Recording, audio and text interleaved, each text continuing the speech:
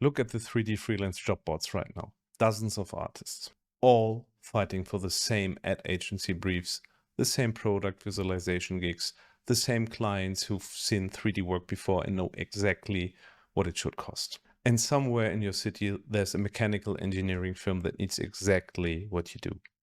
They've been asking their CAD software to do it. It can't. They've been asking the marketing team to do it. They don't know how. And they have absolutely no idea what you charge. Here's the strategic insight. Every single product that goes into production, every machine part, every medical device, every industrial component, that company already has a 3D model of it. They have the data. They just can't do anything with it because CAD software outputs technical drawings, not beautiful product renders. Not the kind of imagery that closes a €1 million distribution deal or gets a medical device in front of a hospital procurement team. That's your job. And here's where it gets interesting for your business. Let's be honest about something. When you take a brief from a typical ad agency client, what's the first thing you do? Build the 3D model from scratch. That is 40, 50, sometimes 60% of your total project time gone before you've touched a single light. Now imagine you skip that step entirely. The engineering client sends you their CAD files, you import them, clean them up, light them, render them, and deliver hero visuals their sales team has requested for 2 years. Same skill, same software, a fraction of the modeling time. And because they have never hired a 3D artist before, they have no reference point of what it costs. That is your leverage. I'm going to be specific. The industries that benefit most from this approach: precision engineering, medical devices, and industrial manufacturing. These are companies that build physical things, and they go to trade shows. They pitch to distributors. They put together sales decks. They apply for regulatory approval. Every single touch point needs visual communication that their CAD software cannot produce. And most of them right now are using screenshots from their design software or stock photos that don't even show their actual product. This is your market.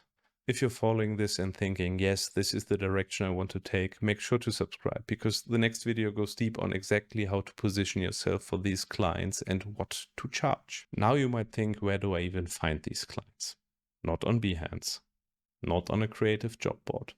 You go to industry trade publications. You look at company websites and ask yourself, is their visual quality matching their product quality? In engineering, it almost never does. That gap is your signal. And here's the strategic insight about outreach in this market. You don't position yourself as a 3D artist. You position yourself as a visual communication specialist for technical products. I work with engineering companies to turn their CAD data into sales and marketing visuals. That sentence opens doors that I'm a 3D artist looking for work never will.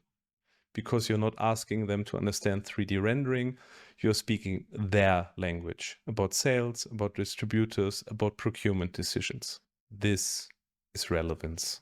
Let's talk numbers. A standard product visualization for an ad agency client, they've done this before. They have benchmarks, they will negotiate.